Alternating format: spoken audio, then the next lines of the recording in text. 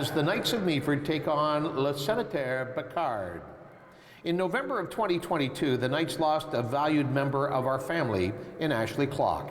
Ashley and her daughters have been a part of the Knights family since the inception in 2013, being one of the first billets and volunteering at countless events throughout the Knights' history.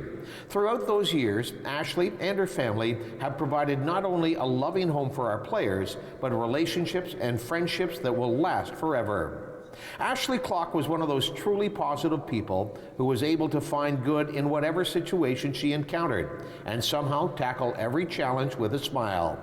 Ashley was generous and always willing to share her love, insight, and knowledge both with our billets and the community at large. If you knew Ashley, you knew how much she loved her daughters and her family. What's truly remarkable was her ability to give even more of her time and energy to the billets and friends she made in the hockey community and well beyond. We know the Knights family and the community of Meaford dearly misses Ashley Clock, an incredible amount, and we will always be grateful for her terrific support of this team. Ashley Clock, mother, daughter, teammate, sister, friend. Tonight is for Ashley Clock.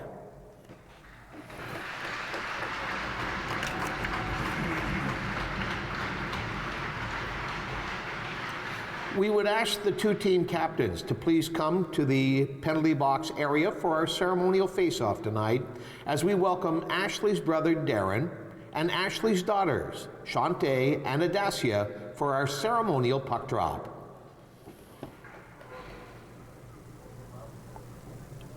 Let's go.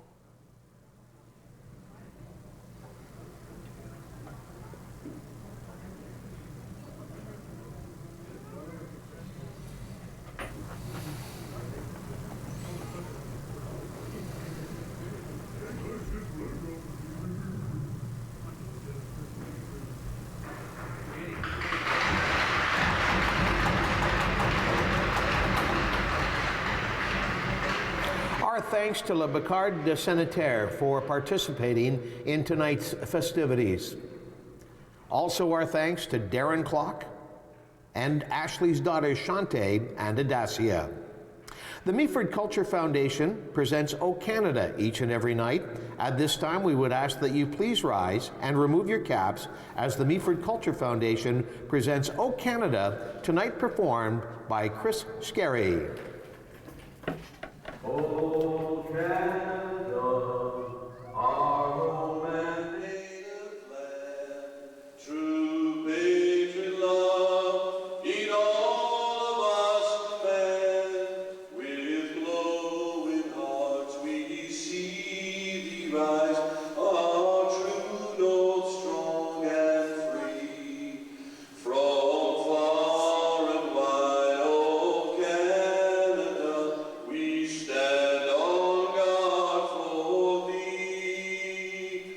God keep our land glorious and free. O Canada, we stand on guard for thee. O Canada, we stand on guard for thee. And here we go in an emotional St. Vincent Meaford Community Center, where tonight the Knights prepare to host La Becard de Senneterre. Hello everyone, my name is JC Coots. Glad to be back this season with the Meaford Knights. And of course the first game back would be a very special one, the second annual Ashley Clock Memorial Game. Ashley, who you probably heard Fred mention moments ago, a long-time volunteer, supporter, billet mom, just all-around great person and part of this Meaford Knights family who was lost suddenly last year. And it's nice to see this tradition continue, where there are a lot of people in the stands wearing purple tonight for Ashley, and certainly the players wearing those special jerseys, all of which share Ashley's name on the back. Taking a look at the starting goaltender now, Samuel Forche in nets for Le Becard tonight. He is it. If it is a long night for him, there is no support on the bench. Matthew Desnikov, he will get the start in goal for the Meaford Knights tonight.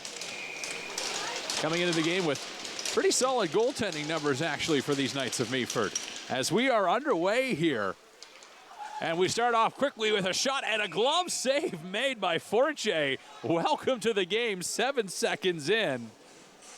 As Enge Christensen was walking in on him to challenge early. Draw to be taken here by Draper. Puck in the corner. Senneterre trying to find control. They'll get it out to center, but it's quickly corralled there and shot back in by Jonas. On the attack they go. There's a shot and a quick save made by Forche. This team has seen a lot of rubber end up in the back of the net, especially just if you go by this 8-game stretch. Senneterre has lost 8 in a row. They're being outscored by more than 10 goals per game during this stretch, and it's a stretch that the Meaford Knights themselves have put up a 10 spot on the board. We'll see if history repeats tonight, as again, they go to work. Puck picked up there. Made over to Legacy. Legacy shot. That one kicked out by Forche, who looks like he came to play tonight. Already 3 solid saves in the Senneterre goal. Puck shot into the Meaford zone. Knights will have to get on it quick, and they do, and turn it right back down ice. Legacy coming over the line. He dropped it off there. Intended for Enge Christensen, didn't work out. In front of the goal now, this is Lemelin. Puck shot around the boards. St. Pierre had some trouble with it as it's quickly picked up by Wado now. Wado sends a head pass for Holler Brady. Holler Brady moves around. One-man shot, save made by Forche.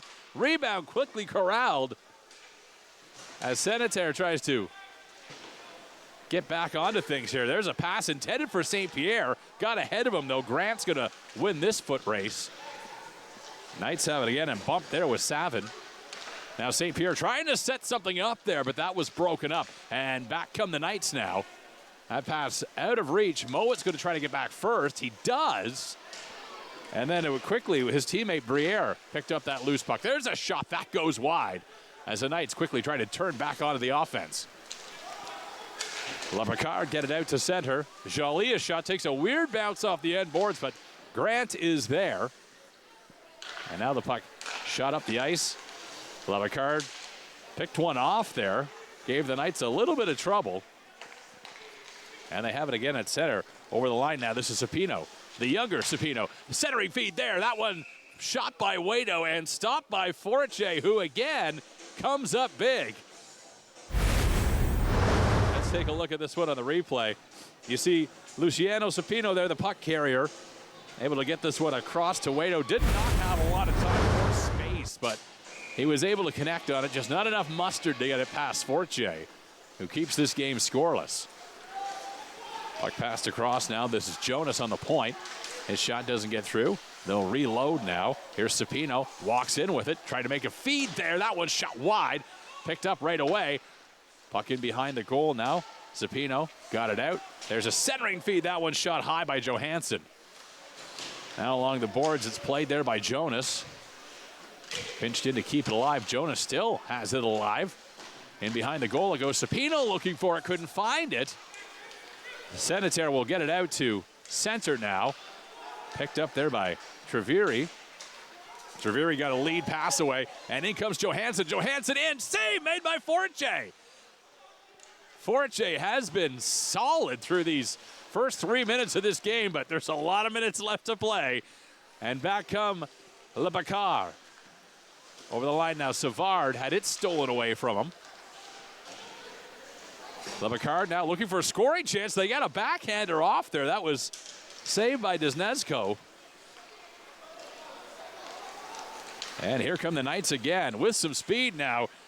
This is Thompson. Thompson, big hit in the end boards. They jam away at it in front of the goal, but can't get it past Forche. Now Becard. This is Jolie. Jolie over the line, got bumped there. Knights quickly pick it up, and after it there is, that's Thompson again. He's got to take a look back over his shoulder, sees another hit coming. Thompson still looking for it. Getting a little help now from Lowe. Darcy Lowe falls in the corner. Becard trying to get it up and out. And here's a chance at the side of the goal. That was Doel who was out of real estate there. Now Legacy is shot. That one goes up and out of play. And we get a whistle with 15:52 remaining here in the first period of play. And this one has been all Meaford, understandably. You can probably see on your television screen that is a full Meaford Knights bench. It is a much different picture on the Senneterre side of the ice. There's a shot, they score!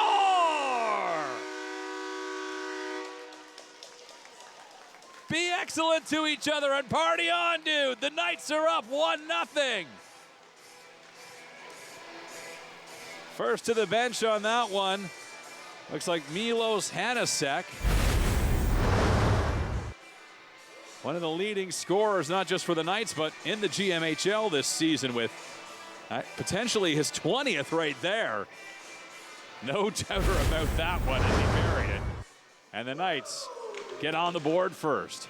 Knights of Meaford goal, his 20th of the season, scored by number 20, Milos Hanasek. Assisted by number 17, Alan Draper. Knights have it in their own zone now. Long lead pass is going to go all the way down the ice, and that is going to result in an icing call. Will bring the faceoff back down to the Meaford zone. And there you see the confirmation. Milos Hanasek picking up his 20th of the season with Draper drawing the lone assist. Kalen Draper from the Meaford Knights. And now the Knights go back to work in their own zone, and a odd man rush developing here. Away is Enge Christensen, got a man with him, and that one did not connect as it was Draper on the doorstep. Now Draper tries to get this one out. He's got control of it now. Draper looking, Draper shoots. That one got blocked, and back comes Senneterre. Over the line now. This is Brule.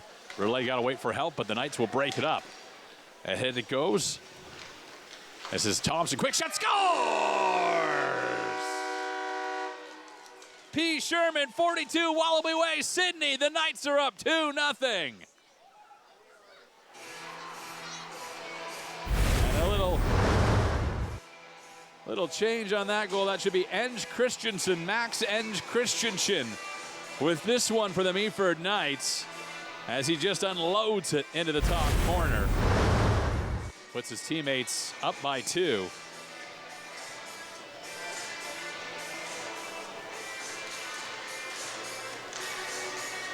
Again, this is not a team Meaford Knights facing that has given their opponents a major challenge these last 8 games.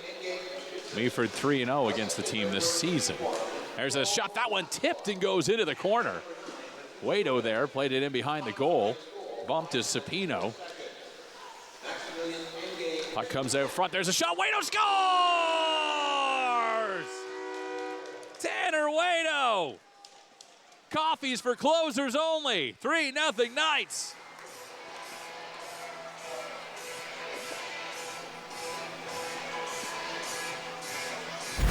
Oh, it's a bad night to be coming off a cold, coming off the flu. I have a feeling I'm going to lose my voice tonight. Tanner Waito makes it 3-0.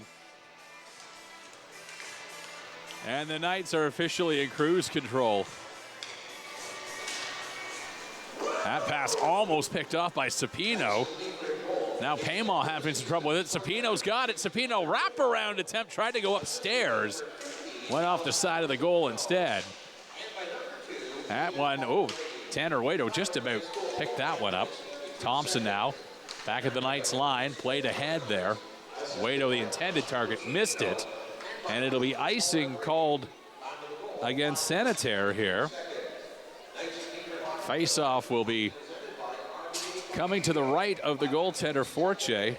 Samuel Forche, he's it tonight. There is no backup.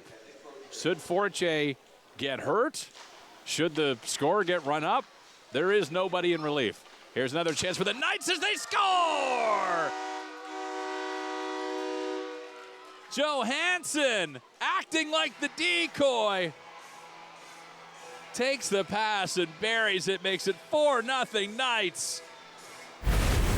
Yeah, well, that's like your opinion, man. There you see the perfect feed over to Johansson.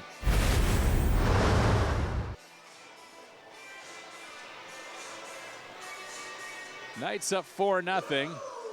And it looks like a quick timeout's going to be taken here by the Senneterre. So the Becard want to talk this over. Obviously, things have changed very, very quickly, and they would just want to give the guys a chance to breathe here. You can see the passion from the coaching staff there. They've obviously picked up on a few things the Knights are doing. And this is a Knights team, too, that did get off to a bit of a slow start this season. Mind you, they've played the least amount of games of any of the teams in the North Division. Le Becard, their opponent tonight, they've played the most. So we may still not have truly seen who the Meaford Knights are based on that sample size, but the Becard, you have to imagine, this is about as good as it might get for them this season. There's another chance out front. Shave is made there by Fortier. Still on the attack. This is Thompson now. Got the feed across. Walking in with it, Lalonde. Can't get through. Again, the Knights try, and that shot easily swallowed up by Fortier, who will hold on. 13:26 on the game clock on your TV screen. Another face-off coming to the right of Fortier here. First season for Becard de Senneterre. Small community in northwestern Quebec near Rouyn-Noranda and Val-d'Or. Of course, both of them are GMHL towns. Obviously, lots of hockey prospects, especially in northern Quebec, northern Ontario. And this Senneterre team has brought a few of them here tonight. There's a lead pass that gets outside the zone. Joly has it. Joly, the puck carrier, got that one on. A piece of it there by the Knights goaltender. Knights quickly try to turn it back. Now this is Kevin Demules over the line. Demules makes a move. Demules shot, save, Fortier. Demules has it behind the goal. Tried to center it out front and it didn't go. Grant now, that pass blocked. Potential odd man rush here for Le Becard if they can get it going. Broken up there by the Knights, and a whistle here. A couple of players got tied up next to the Knights goal, and it looks like we got a hooking call coming here. Joly is going to go to the box, and actually they're going to take both. You can see some opinions from both those players involved in that. That is Mikhail Savin for the Meaford Knights in the box. And this does hurt the Becard, though, as Joly has been one of their better forwards, and they only brought 11 skaters tonight, so they are now down to 2 full lines as of this moment against a Meaford team that has lots of reserves on the bench. And now it looks like we have a player. Indication is no neck guard. And this is going to be another penalty issued here against Le Becard. Now he's saying it's on. And you can tell that's a no translator needed for that move. He's telling the ref to look with his eyes. But obviously, in light of events in the last few weeks, officials at all levels of hockey are not taking any chances with that rule anymore. So the Knights will go to the power play here. And again, the official now arguing with the coaching staff about this one, but I don't know if this is going to result in a makeup call or not. The coaching staff seemed pretty adamant that the refs got that one wrong, but here we go with the Knights on the power play. Pass across, Sapino feeds it back on the point. This is Draper. Draper got it down low, Sapino. Opposite point it goes now. There's a quick shot. That one stopped and swallowed up by Fortier. Off the point shot from Hanasek. Hanasek's got that big blast on the point. Already scored with it once tonight. Likes to drop back in those situations from the wing.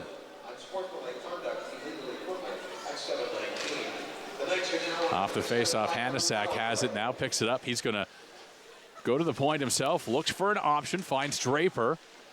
Not as smooth of his pass as Hanasek would have liked. Hanasek now, Supino back to Draper. Some quick passing there. Draper didn't quite get enough on it, and quickly let Becard jump on that and shoot it down the ice. Dezenko has to come out of his goal to play it there, and Hanasek had some trouble but stood his ground. Out come the Knights now. Supino over the line, shot blocked. Hanasek with it now. He's got the rebound, walks in, tries to set up a man. Save is made by Forche, who got the pad out. Supino was right on the doorstep.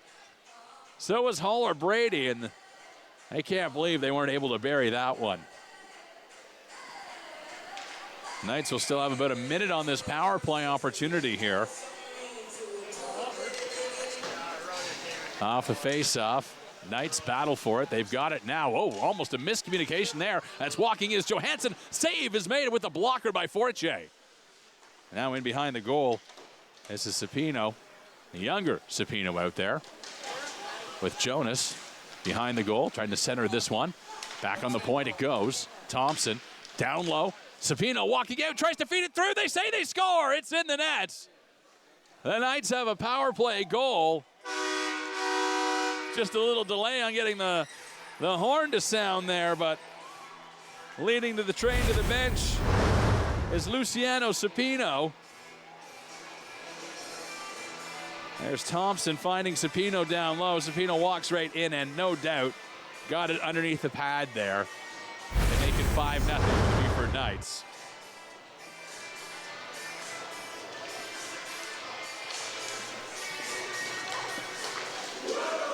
And away they go again. As Supino has it, was looking for a follow-up there.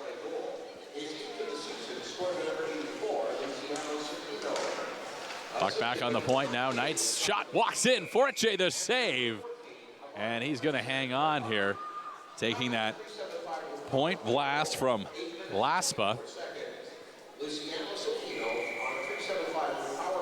Knights up by 5 here with at 11 to play in the opening period now. Supino again with it, walks in, shot save made by Forche.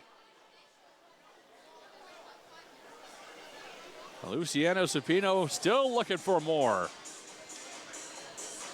after just scoring that power play goal. And now the Knights chatting about this a little bit. Alex Treviri going to take the draw. Treviri walks right in with it and scores! Bye, buddy. Hope you find your dad.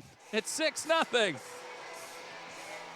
Well, that was a set play. They talked about it right before the draw there. And it was almost discussed like, Treviri, you're just gonna rock to the net, right? Right. Well, you don't see that one work out too often, but that makes it 6-0 Knights, and now the clock will run. Of course, that GMHL rule, when a team is up by 6 or more, the clock runs now, and the Knights are back for more.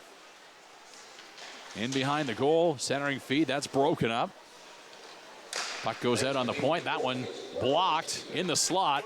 Knights looking for it. They miss it. Grant's got to head back to his own zone for it.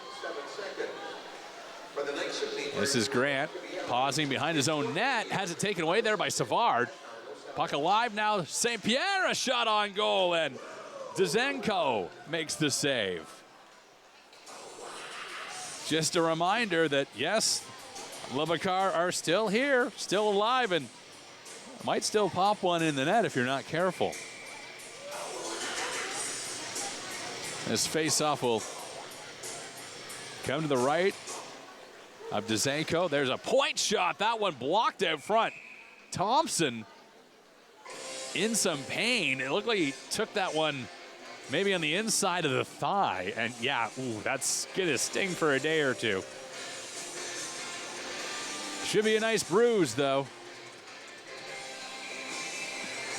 Hopefully we'll see him back. Again, though, Meaford, of either of these two teams, they can afford to lose a couple guys tonight. Hopefully not long term, but they wouldn't hurt them if they did. Here they are away now. This is a chance inside. Save made. Forche again coming up big in a huge situation. But the Knights not done yet. Looking for it. There was Legacy. Couldn't find it. Puck out to center. And Christensen had some trouble with it. Here come the Knights again. There's a quick shot. Save is made by Forche, who again stymies Hanasek. 20-goal scorer this season. Can't beat him in two great opportunities.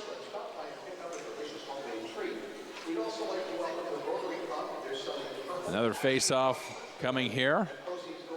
This one will be to the right of Forche, who, despite allowing 6, has made some solid saves here tonight. Here's the chance again for the Knights now as they try to set something up. Waito tried to make a pass out front. That one didn't go.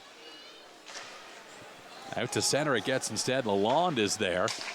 Got it across to Jonas. Jonas will play it off the end boards and gets a return feed. Now the Knights see something they like and they make a long pass. Here they come now. Quick shot, and that one's saved. Might have glanced off the stick of the goaltender. Puck goes out of play, and that will result in another whistle. And let's take a look at those North Division standings. Bradford, we're kind of used to seeing them and Ville-Marie up near the top of these standings, and no surprise that they are there once again this season. Temiskaming looking pretty good again, 11-8 their record, but Meaford, as mentioned, they played the least amount of games of any of these North Division teams. They've only got, they're 5 behind the big boys right now that lead the division, and you have to think that Meaford is going to be able to make some ground up, especially the way they've been playing as of late, coming into this game with a 2-game winning streak.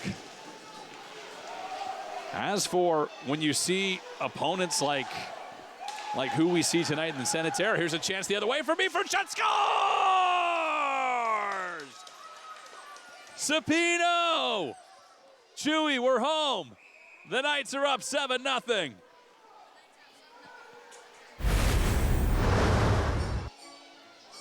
Let's take another look at this one.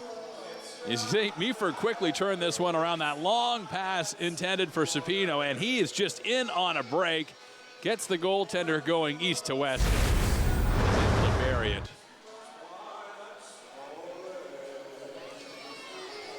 That, of course, being Alessandro Sapino, who scored a lot of big goals last season for the Meaford Knights. Showing that he hasn't lost any of that speed or that scoring touch.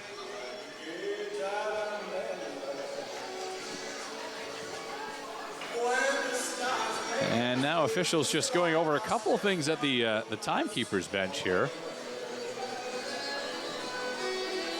Don't think that there was any question about that goal.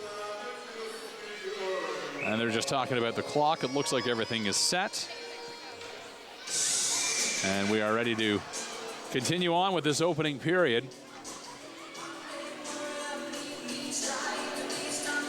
Face-off coming at center. Looks like we've got Legacy out there. I think that's Sapino to take the draw. The younger Sapino coming out after his big brother's goal. And that draw won by Becard. They have control. Savard make that, Savard there, who had an issue with that one. Puck will be picked up by Lemelin. Lemelin now just about got his pocket picked there. It's going to be picked up now by Legacy, and actually make that Sapino, who's right in, and that one kicked out by Forche. Now it's picked up by Johansson, feeds it on the point. Puck takes a bounce off the boards, not to Sapino, but to Provo instead. Provo loses it. Shot back down ice by Senneterre. Spinning with it, that's Jonas. Over the line, here's a chance now. Johansson shot, scores! Sapino, Luciano. Actually, a correction to that. It is Vilo Laspa with the goal. You've got to ask yourself one question. Do I feel lucky? Well, do you, punk? What a beautiful pass from Johansson. And great finish by Laspa. 8-0 Meaford. And again, the Knights thinking attack here as it's turned back by Jens Christensen. Jens Christensen over the line. Jens Christensen's shot save is made by Forte. Senneterre shoot it down the ice. The goaltender is Nevko out to play it. Haven't seen a lot from him tonight. As Jens Christensen comes back over the line again, he's looking to set someone up. He does. Save made by Forte. Rebound goes wide. May have gone off a skate out front. But again, here come the attacks. Hanasuk can't find it. Legacy went past his stick. Legacy still has it on the point. Legacy has shot that one, deflects high and out of play. And we'll get a whistle here. With 3:18 to go, the clock will continue to tick, of course, as the Knights are up 8-0. There have been some long, long nights for this team, the Becard de Senneterre, who tonight again are facing a long night in Meaford. Here's a chance out front. That one, Holler Brady wasn't able to pull the trigger quick enough. Again, they go now. Here's Wado with it. He tried to play it back for Sapino. Sapino looks to the point, finds a man in the slot. It was Holler Brady. Now Sapino steps into one. That one stopped by Forte. Another save by Forte, who keeps the door closed here. With Sapino, Holler Brady, and Wado all right on the doorstep.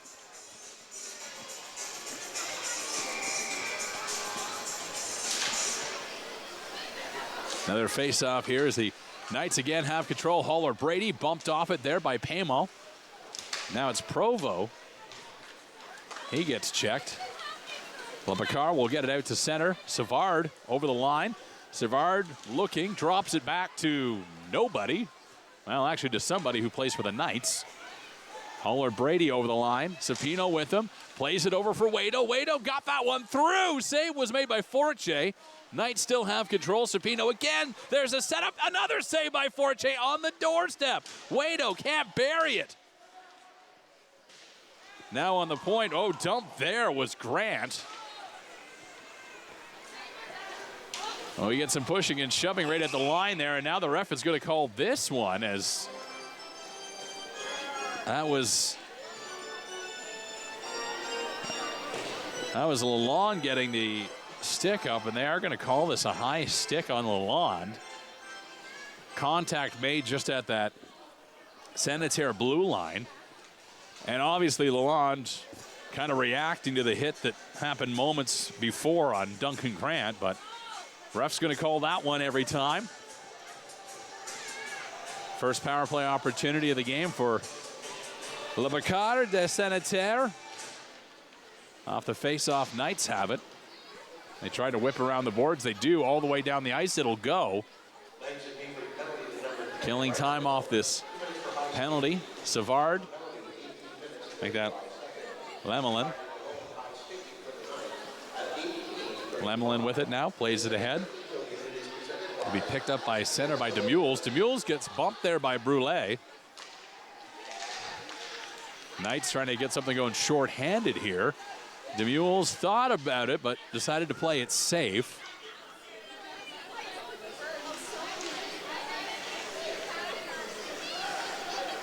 The Knights are more than happy to just let the rest of the time tick away in this period as we now hit the final minute of the opening frame. This is a power play with the Senneterre, but picked off there in a short-handed chance for Demules, who read that one well. Kevin Demules, a very effective penalty killer last season for the Meaford Knights, and seemingly picking up right where he left off. Got bit quite a bit by the injury bug last year. Hopefully that doesn't happen again, as he's a rather skilled player for the Knights. Puck shot into the Senneterre corner.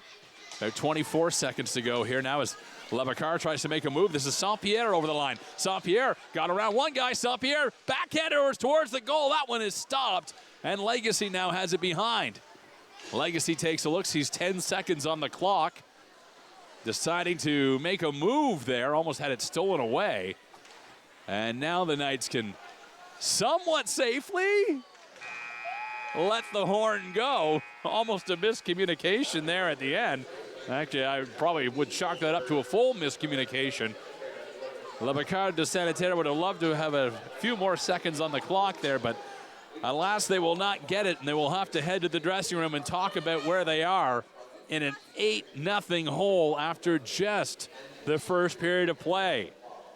You're watching Meaford Knights hockey. We will be back with the second period on Rogers TV.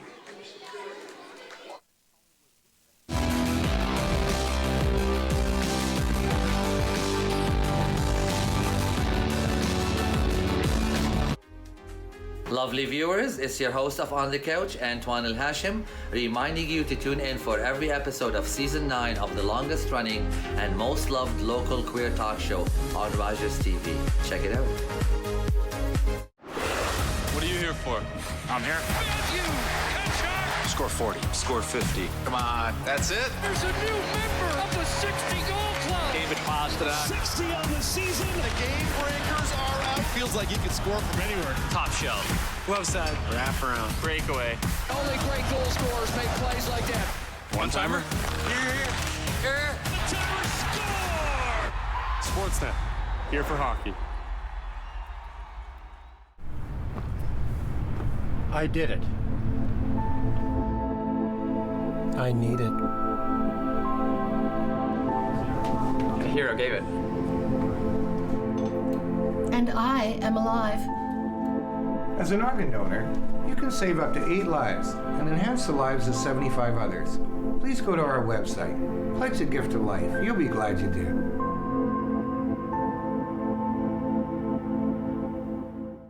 Every year, dozens of Canadians are killed or seriously injured because they take risks around railway tracks. Talk to your loved ones about rail safety. Visit stoptracktragedies.ca.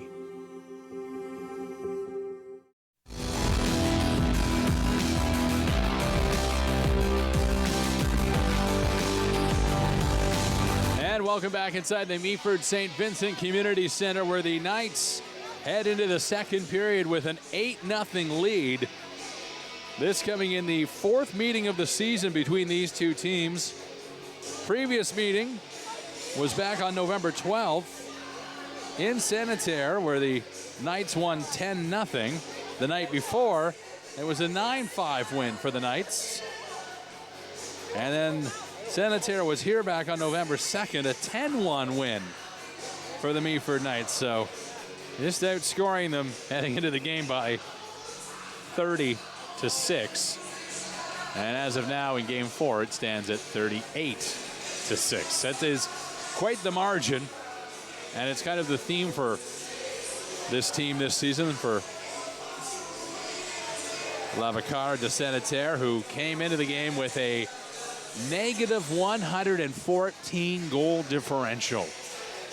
I don't know what records are in this league, but you got to think they're going to be approaching that at some point.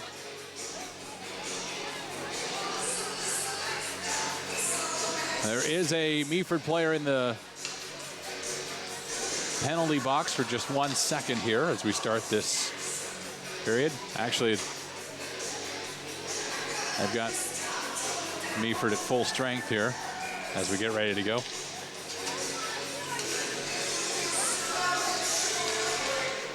And we are underway.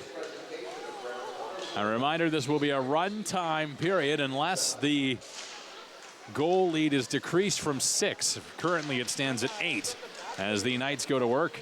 That one broken up by Becard, and they'll fight back here.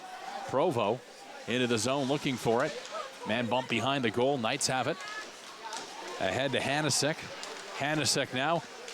20 goals on the season for him. There's a feed, and they score! Hanasek finds Max Enge Christensen, who's already scored here tonight, picks up another one. And the Knights increase their lead to 9-0.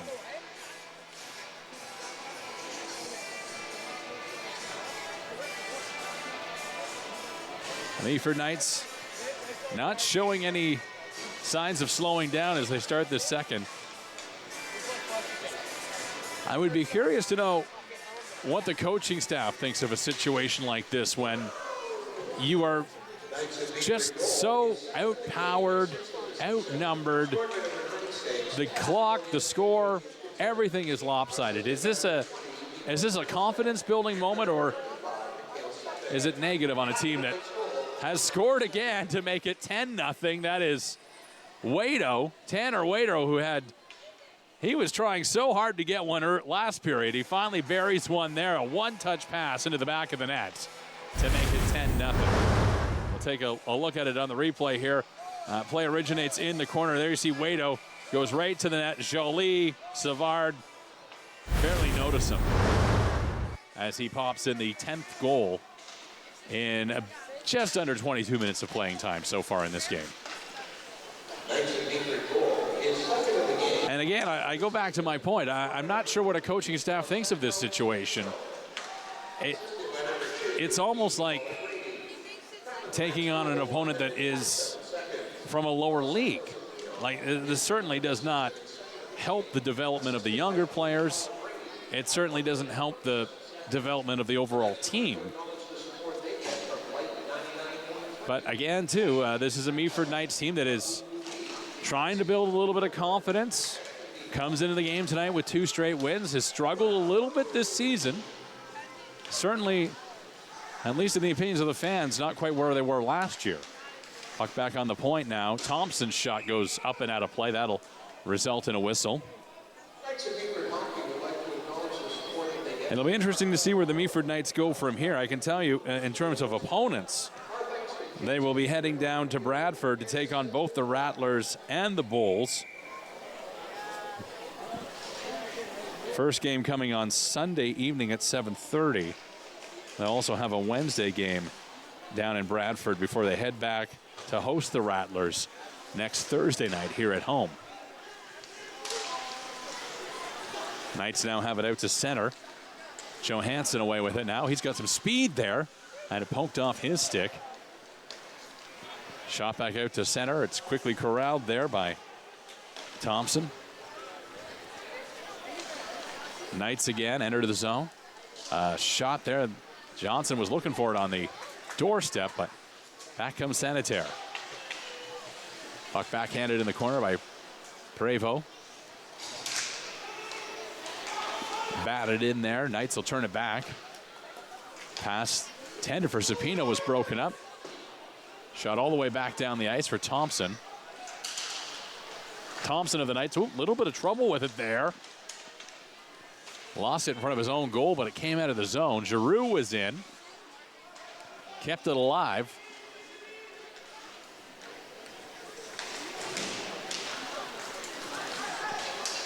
And now here come the Knights again. Zapino a shot. That one kicked out.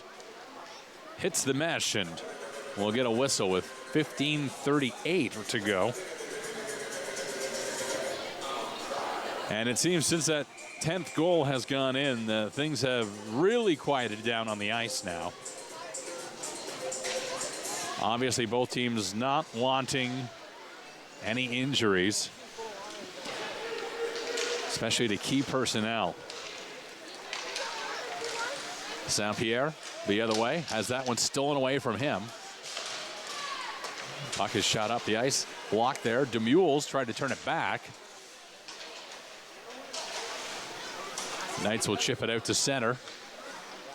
Jolie got it across. Saint-Pierre. That one's stolen away by Waito. He'll send Demules now. Here's Demules down the wing. A shot. That one's kicked out by Fortier. Saint-Pierre put it ahead, but it was broken up.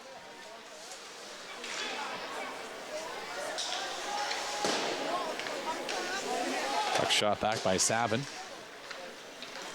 At center now. Coming in with some speed is Draper. Draper had that one knocked off his stick. Jolie got it up the middle, but it was broken up there again by the Knights. Now it's Enge Christensen. Passed ahead now. Here comes Hanasek. Hanasek got the return feed there. There's a chance in front. Scores!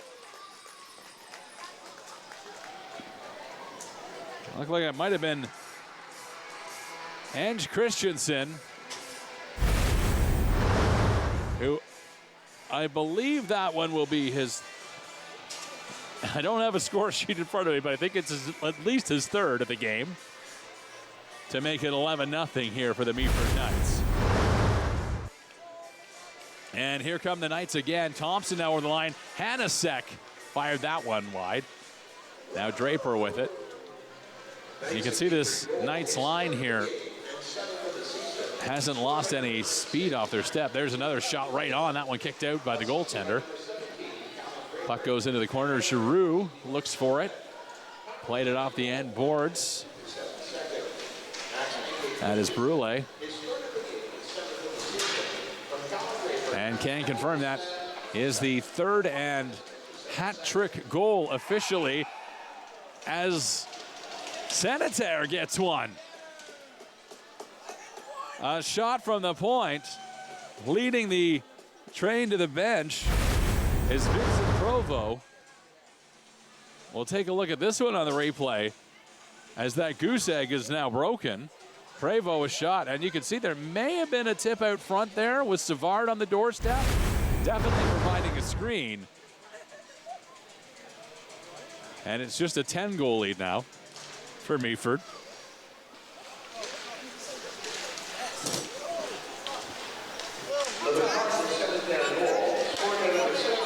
Puck in the corner. And we get a whistle here with 12:23 to go.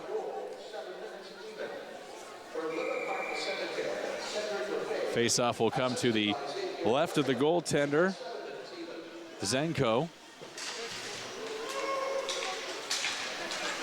Becard will get it down the length of the ice. Quickly back after it is Sapino. In the corner, he's going to put some brakes on for it now. Trying to set something up here, side of the goal. There's a shot, that one. Got a piece of it, was Fortier.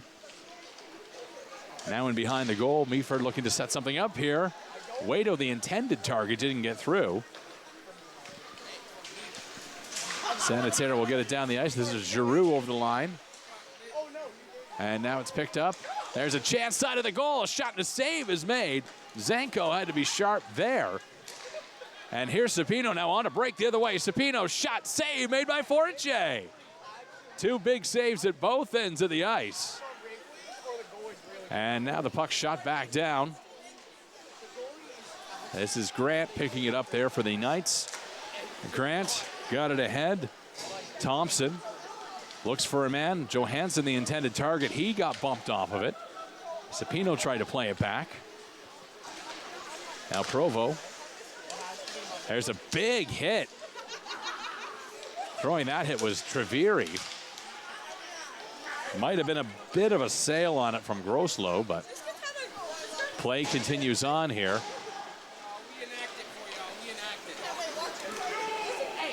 Puck is shot back down the ice.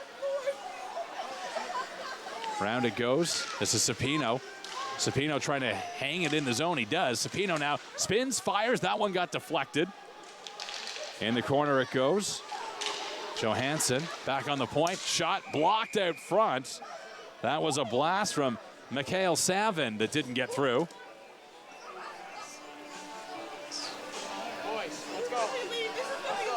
Face-off going to be coming now to the left of the goaltender, Fortier, who has seen a lot of rubber here tonight.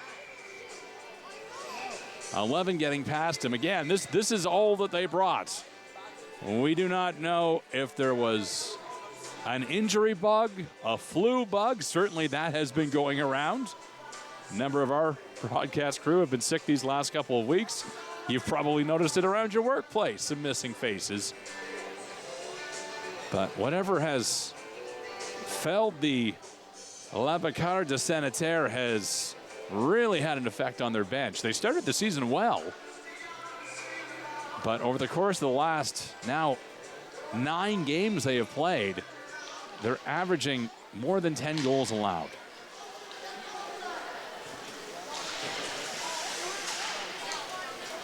Puck is shot into the Meaford zone. Picking it up there is Savin. Becard working it now. Provo, who's got a goal already for the team. Tried to make a move there. Knights all over them. And you can see just when you get even in the offensive zone here for Senneterre, just how out-muscled they are by this Meaford Knights team. We're going to get a penalty here. Becard right away are arguing this. A cross-checking call is coming. Maybe they felt it should be a little bit more, but it is going to go against the Meaford Knights. And there you can see the coaching staff quickly trying to draw something up here. Take advantage of the special teams time. Already one power play opportunity in the game as Giroux gets a shot through. That one bounced at the line. And de Senneterre, you saw him get the paddle behind him and keep it out. Not an easy save to make there. Here comes Senneterre again. Puck dropped in. Provo gets knocked down. Trying to pick it up as Brule. He can't find it. And more than happy to just shoot it down the ice is Darcy Lowe. Lowe in now. Pressuring the goaltender to make a play here. And Lowe is going to create some issues down in that Senneterre end. Now he drops a man. Effective penalty kill shift here for Darcy Lowe. Provo dump there, as the puck will not be held in at the line. Senneterre will have to regroup here. That one shot right onto the goaltender. de Senneterre had a little bit of problems with it, but no worries as his team is on the puck very quickly. Now here's a giveaway. 3-on-1, turns around the other way into St. Pierre, and he had that one poked off his stick. Forche out to stop it behind his own goal.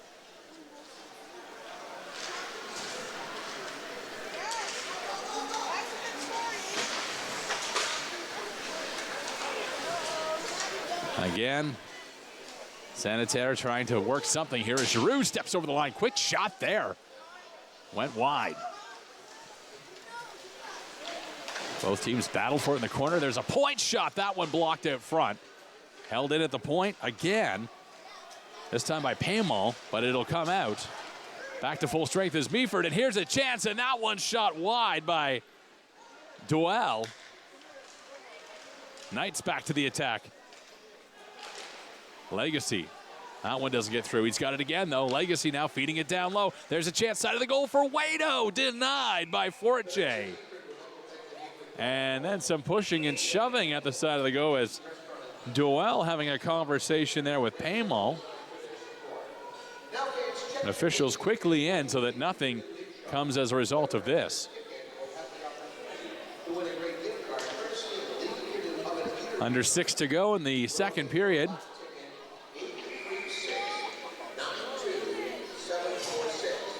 Meaford in cruise control during Ashley Clock Memorial Night. It is the second annual Ashley Clock Memorial game. That is why the Meaford Knights look a little different tonight and why they all share the name Clock on their back. For the longtime volunteer, billet mom, and more with the Meaford Knights. Here's a chance outside of the goal. That one goes wide. Paymal will try to hold the line. Ended up getting deflected out of play with a whistle there. About 5 to go now.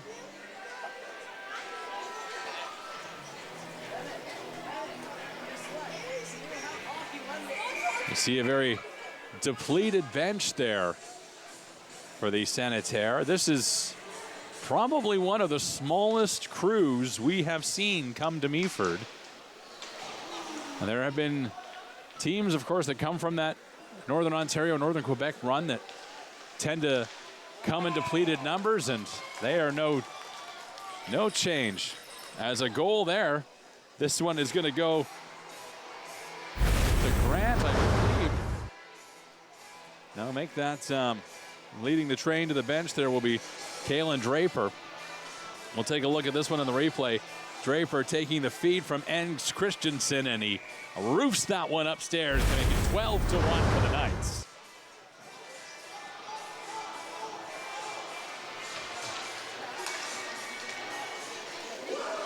Here come the Knights again. Waito over the line, a shot. That one looked like Forte might have got a piece of it. He gloved that one down there. And that one he holds on to.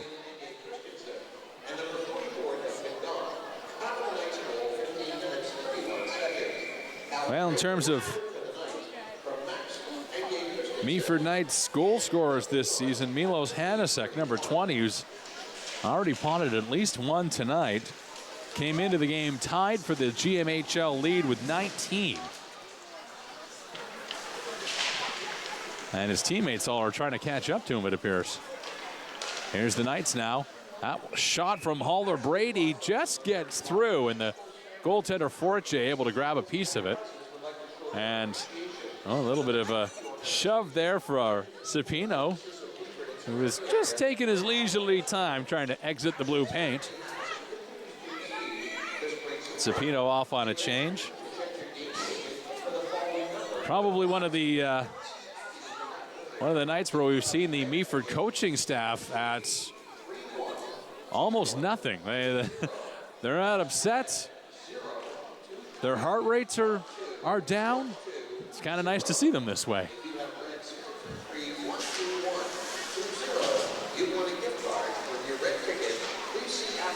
Pocket center now, Jolie with it. Tries to dump it ahead.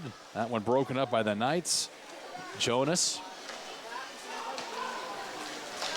got it ahead there, and now a long lead pass there from Johansson. Grant make that Cepino. Not able to turn that one around. Johansson to Cepino again. Cepino in, and he buries it. Sick hands in front. Another Knights goal. That'll be 13 on the board for them now. You're going to have to go back to the results of Le Becard this season to see if they've allowed more in a game. As you see the hands of Cepino there carrying that one.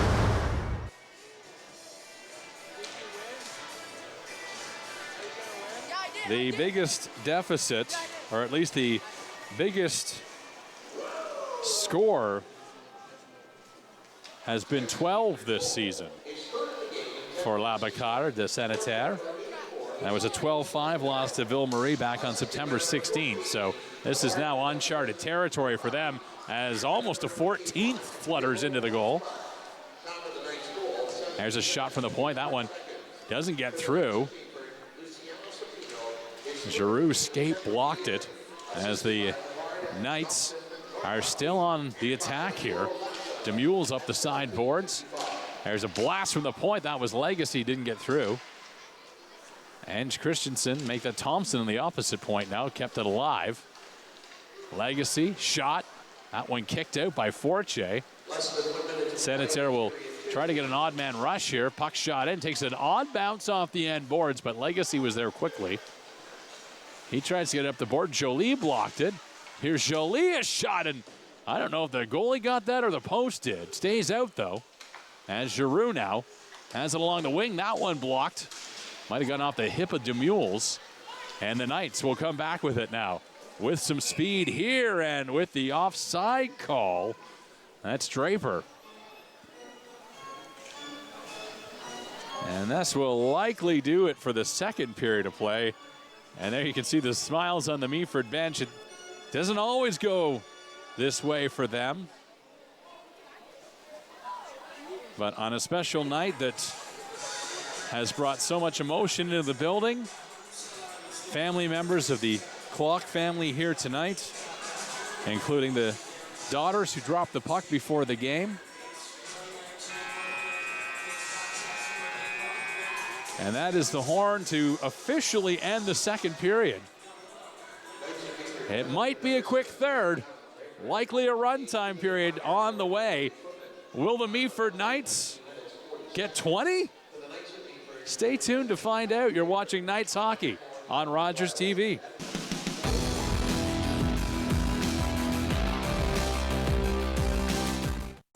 Treaty in Cree is Naskomitoin, an oral agreement. And our agreements were always spoken. For George Spence, the core of treaty was Wichihioin, to help one another. And so we, the commissioners, He was there for the making of Treaty 9, where the Cree were told, we will honor this agreement together for as long as the sun shines and the waters flow. the Cree made their mark because they were assured that the land would be shared and they would always be able to harvest what they needed.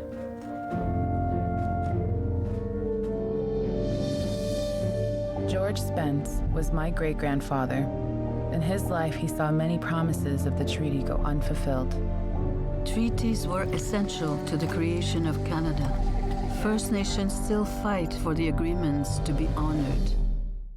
Game TV's Watch and Win contest is back with over $75,000 in cash prizes. Tune in to Jeopardy weeknights at 8:30. Spot the code word, then head over to GameTVcontests.com to enter. With a new code word every weeknight, that's 35 chances to enter. Don't just watch the winners, be a winner with Game TV's Watch and Win contest. Contest runs October 16th to December 1st. Visit GameTVcontests.com for more info.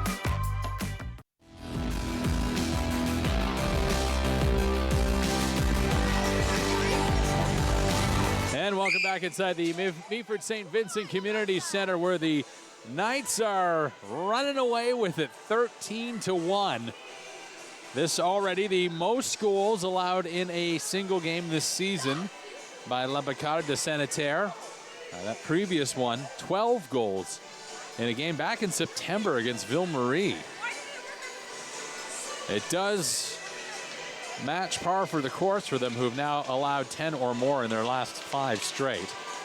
Take a look at the South Division standings. You can see North York having a great time, 15-1 this season, and they got some competition in Durham and the Bradford Bulls, a team that the Meaford Knights will go to visit next week.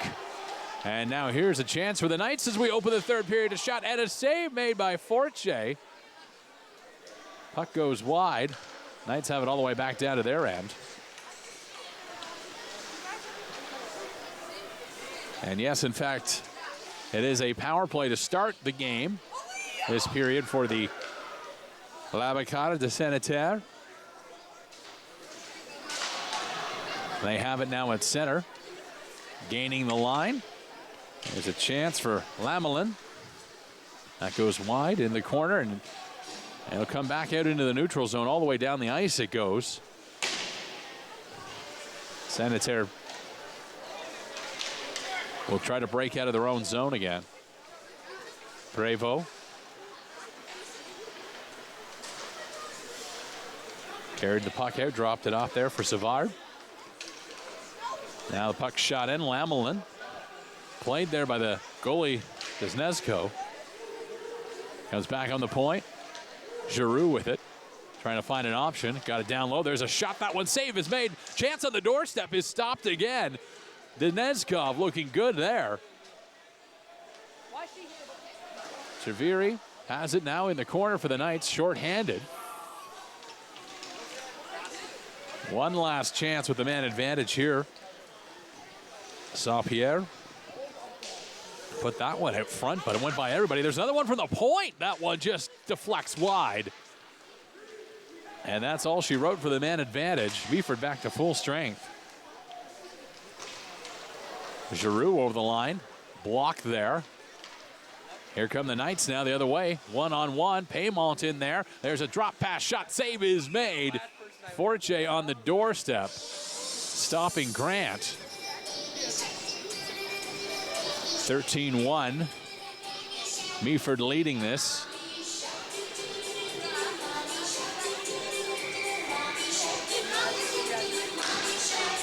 Off the draw. Puck will be flipped up and into the Senneterre bench. Coach will come over and grab that puck. Don't want to lose that one. They only have so many of them for every game here. They redo the draw. Knights have control. That shot blocked out front. Puck goes into the corner. It's dug out there. There's a centering feed. That one skips over a stick. Jolie shoots it off the board and down the ice. Meaford back in their own zone with it. This is Jonas. Jonas gets clipped there but keeps going. Ahead for the Knights now. There's a shot That one deflected wide. That was Hanasek looking to add to that GMHL goal-scoring lead that he's already got. Jolie falls inside the line there. Paymon now, his shot blocked out front. Hanasek flips it up to center. Puck is picked up there by Jonas. Jonas now centered it. That one broken up. Nice job by Savard. Savard carries it up to center. Has his stick checked there, but he still maintains control. Put that one right onto the goal, and Donetskov decides just to hold on and get the whistle. 16 minutes to go in the game. One that has been totally dominated by the Meaford Knights. Off the face-off, having some trouble with it there was Giroux. There's a chance from the point. Goaltender got a good enough piece of it there that was able to stay out. Along the sideboards, big hit there. Paymont watched that one. It was Savard that got knocked. And we get another whistle here with 15 and a half. Doesn't look like any penalties are coming as a result of that. And that very depleted bench down there for Becard de Senneterre once again sending all they have, which is not much. They came with 11 skaters tonight and just one goalie. There's a chance. Meaford, a shot and a save made by Forche. We get another stop here. And again, situations like this, I'm not sure what a coaching staff tells their players when you're running away with the score. I mean, at different levels of hockey, it means different things. Certainly at lower levels of hockey, you never want to embarrass an opponent, but you get up to higher levels with a goal scored there. That's Huller Brady. He's been buzzing around the net all night and finally rewarded with a goal.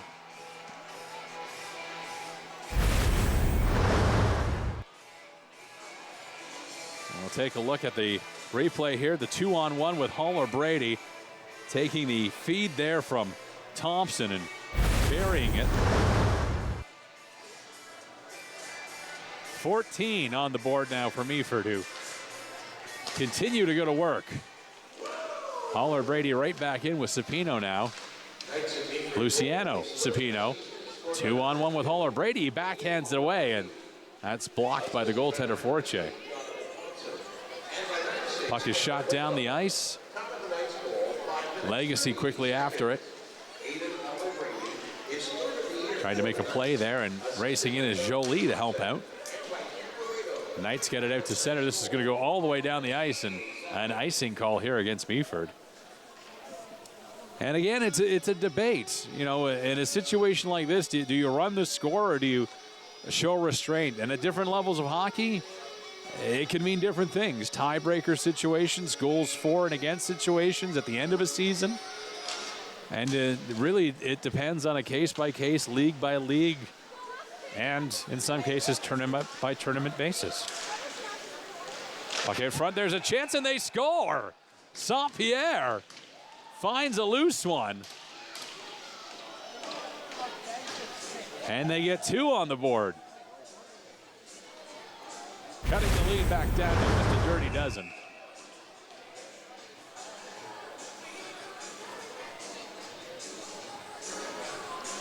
And that goal only extending the evening here as they will get the official scoring done. Again, we came into this game, the Becard de Senneterre, with a goal differential of -114. As it stands now, that goal differential is -126, if my math is serving me well. So not a big improvement in that area tonight, but they've taken the shutout away. Here's another chance. Huller Brady had that one stopped by the blocker of Forche. Here's Thompson back down. Thompson nearly gave that one away to Savard. Here come the Knights. Look at the speed now on Cepino. Cepino scores.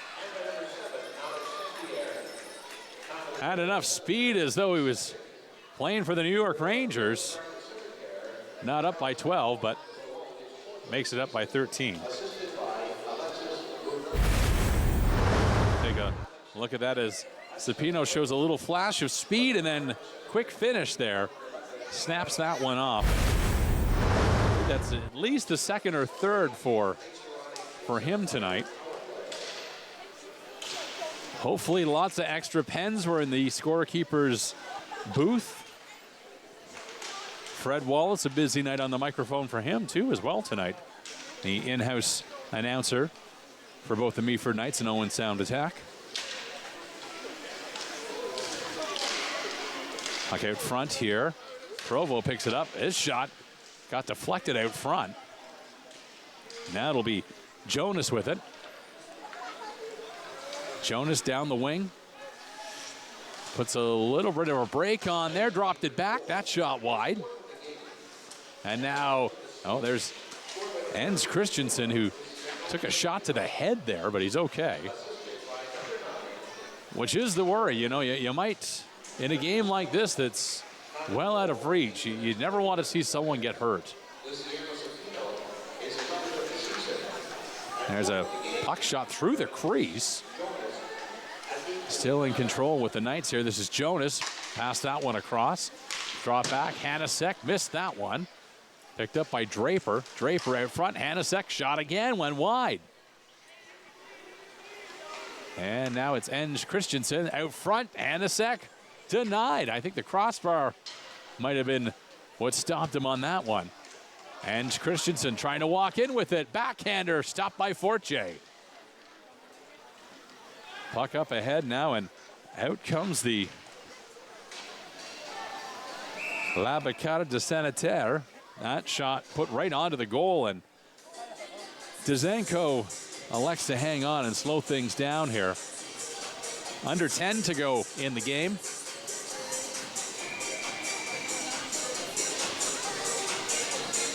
One week from tonight, the Bradford Rattlers will be in town. This should be a much, much different game for the Meaford Knights. They were one of the more challenging teams in the league last year and continue to be one of the more challenging teams to face this season. Here's another chance for the Knights as that pass was in behind. Knights trying to get something going here with DeMules, who centered that one, but unable to make anything happen. Was low. Here they come again. This is Grant over the line. Grant, that one just went off the end of his stick.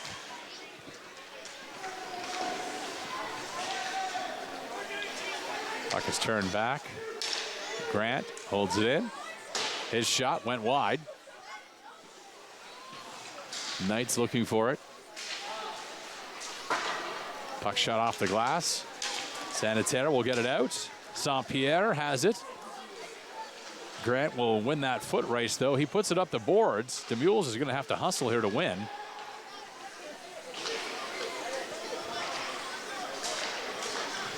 There's Waito. Almost broke it up, but it's picked up by Cepino. His shot, that one went wide. There's the one pass from Waito that didn't get through. He was looking for Cepino. Cepino now steals it.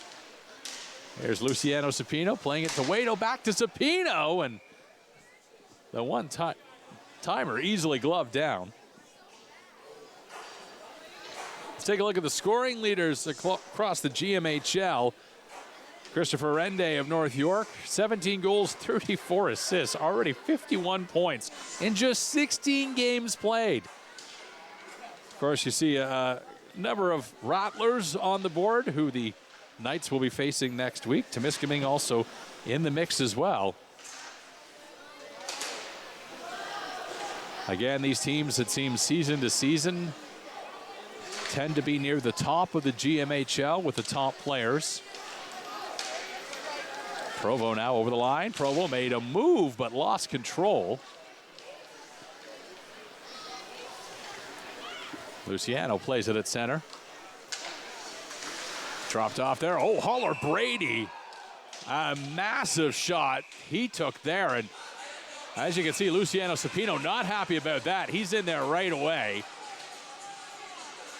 And this is what you worry about if you're a coach. And it looks like Cepino's getting tossed. I mean, you worry about these situations. Tempers flaring in a game that long ago stopped meaning anything. But Holler Brady otherwise okay. And Cepino likely an instigator penalty for him. Referees talking about the situation. It unfolded all right in front of them, so they all should have gotten a good angle on it. And there you can see a member of Le Becard has also gone to the box, and that, as expected, is going to be the night for Luciano Cepino.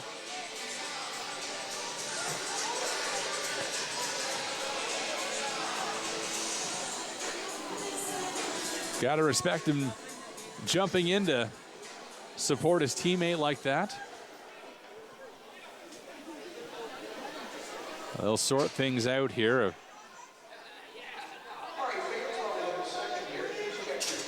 And as they get things sorted out, we'll once again point out the jerseys that you're seeing tonight. The Meaford Knights, no, they are not all named Clock.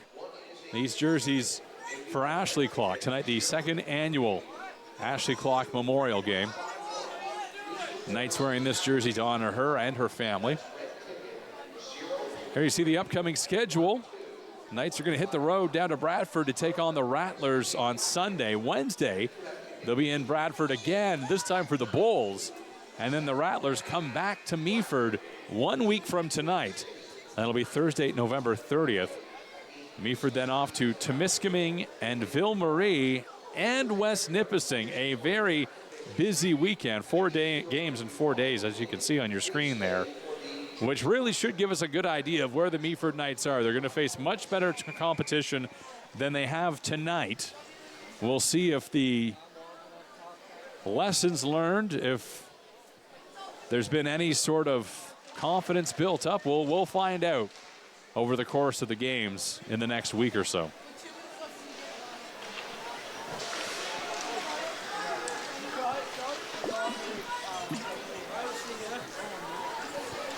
Puck shot up the boards into the Senneterre zone. Knights quickly in after it, keeping it alive. It's behind the goal.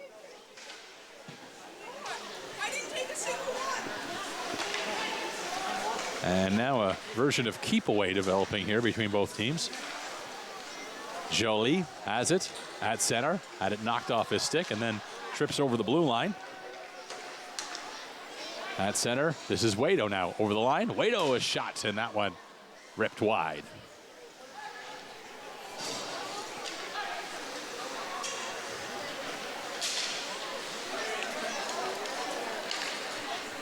Holler Brady got it ahead. Puck picked up there by, that was Draper with it. Draper again in the slot looking for something. But it'll be picked up and corralled by the Senneterre, who get it out to center. This is Jonas. My first opportunity tonight to see Jonas back on the blue line for the Knights, and has looked quite good. Good skating defenseman. There's a shot quickly by DeMules, which goes up and out of play and results in a whistle here. A few changes from last season's Meaford Knights team to this season's version. Nice to see some returning faces, though, like Kevin DeMules, who's out on the ice right now, number 27. Good heart and soul player for the Meaford Knights. Had a little bit of trouble last season with the injury bug, but one thing that he does really well is his special teams, especially his penalty killing ability. There's a chance out front as that one shot wide. Knights still trying to get the offense on the board again. I guess there's never enough. That one kicked out by Forche as we come to the 2-minute warning here.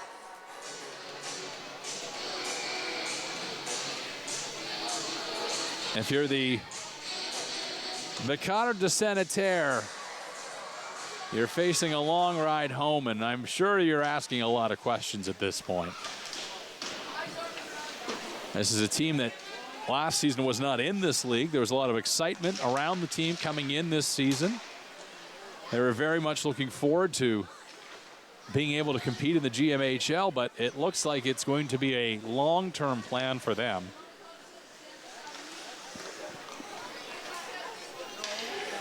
Puck is shot all the way down the ice, resulting in an icing call here with just over a minute to go.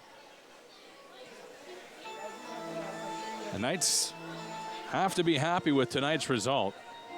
15 on the board for a team that came into the game on a 2-game winning streak. Again, not the best start to the season for the Meaford Knights, but also haven't played a lot of games either. The fewest of any of their North Division opponents at 15 coming into tonight's game. That one gloved down, and goaltender electing to hang on. Knights wins came over Almagan back on November 18th. That was a 6-5 victory in overtime. And then a win against the Bradford Bulls back on November 19th. And that's where the Meaford Knights knew that they had something going right to beat a big opponent like that. They'll get to see Bradford again this week. Here's another chance. That one's shot just wide by Cepino. Puck shot down the ice. Goaltender out to play it.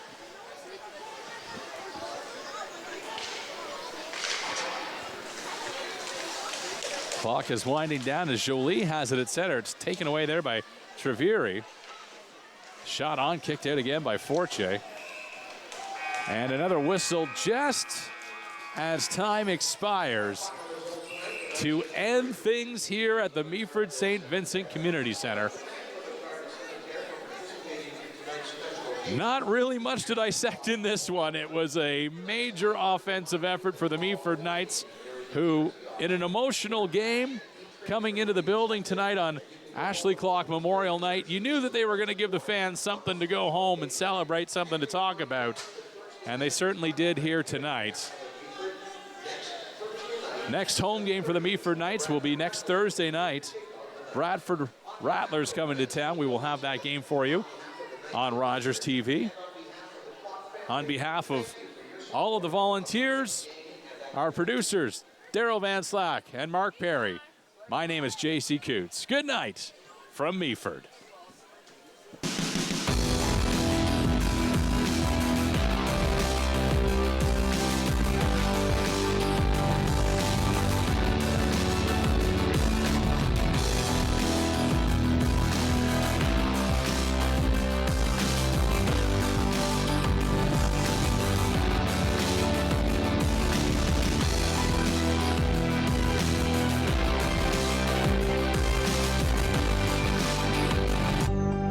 Call the Rogers TV viewer response line, email us, or connect with us on social media. Due to the length of the preceding program, we now join the regularly scheduled program already in progress. Oh, it does live up to its own name. It lives up to the hype surrounding it. It just, in my opinion, I feel I should pass judgment on this. It's a little bit too much. It's what I've come to expect, but oh, that one scene in particular, and I know you know the one, it's just awful. It was too much. And although it was funny, I like to fancy myself a little bit more mature than that. But when you ground yourself, you get into the actual action of the game, and it is exciting. It's well done gunplay. Yes. These guns are really wacky. They each have their own kind of function, their own kind of secondary function, and that makes for really fun gameplay. And kind of getting towards the end, really, the boss fight was several stages. It was interestingly thought out. It wasn't terribly inventive. all in all, if I have to kind of summarize my time in this game, it was fun, and it's almost more attractive to me than the actual main base game, if that makes sense at all. It was its own kind of endeavor, its own kind of breakaway, but it really leans on a lot of the tropes that you like in the main game. The very, very zany characters, very strange and disgusting situations, and there was enough of a gunplay in between that kind of led for me to go from one to the other and enjoy my time.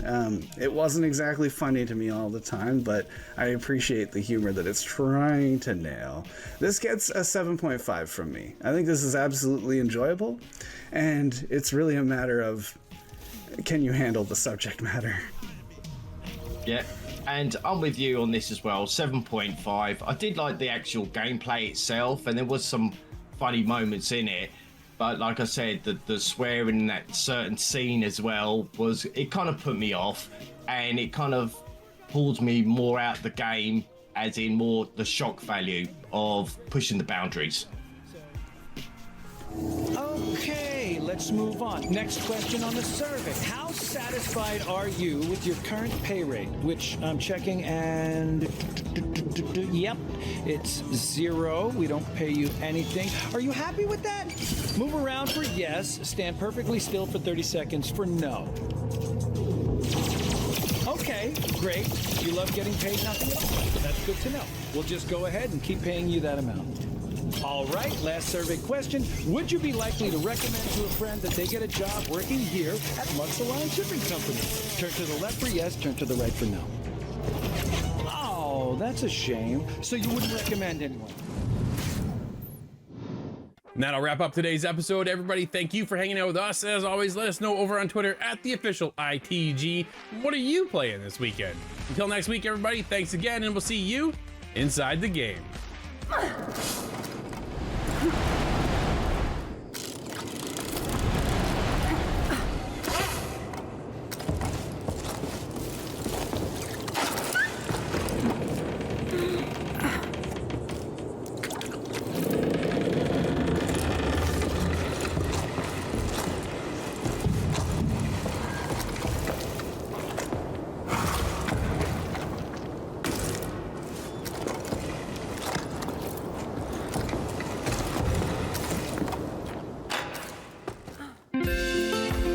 Call the Rogers TV viewer response line. Email us or connect with us on social media.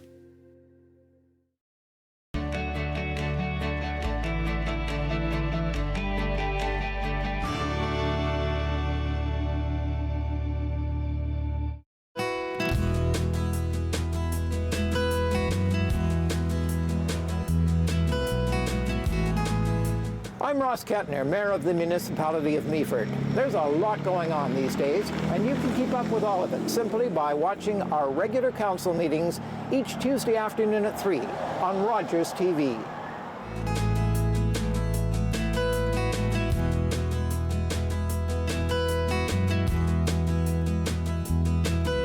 It'd be a tragedy if we were losing one person to drug overdose every day. 5, 7, or 12 people, that would be unimaginable. But in Canada, we lose 20 people to overdose every single day. That's a crisis.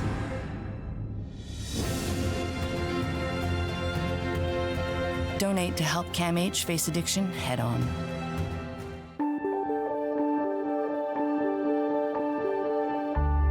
You're watching Rogers TV.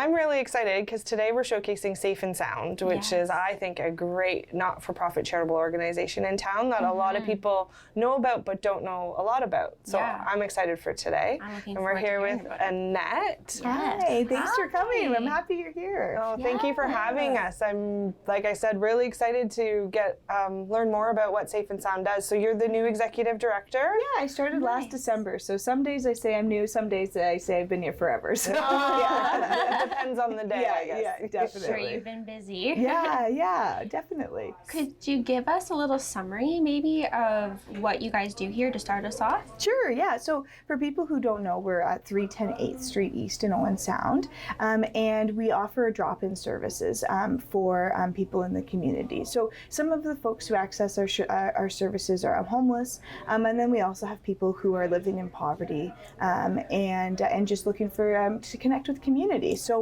when they can come in, they can use the phone, they can use the computers. We offer breakfast every morning. Our friends at O'Share, they're fantastic. They're definitely the spot for lunch and dinner, but people come here for breakfast and then also throughout the rest of the day for snacks and those kinds of things. We also have washrooms and a shower for people to use.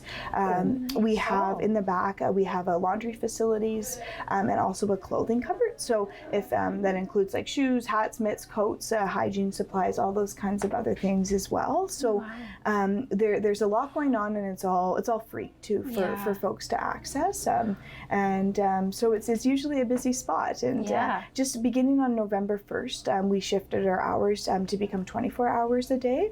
And so now those services are available to people whenever they're most in need of them. Nice. So in this 2 minutes, I just learned so much. So wow, that's great. I didn't know you offer that. How many people on average do you have that are working at Safe and Sound? Well, we have 2 people on shift at all times. So we have 2 harm reduction workers always here to try and help folks meet their needs and to keep the building safe and everybody in a good space.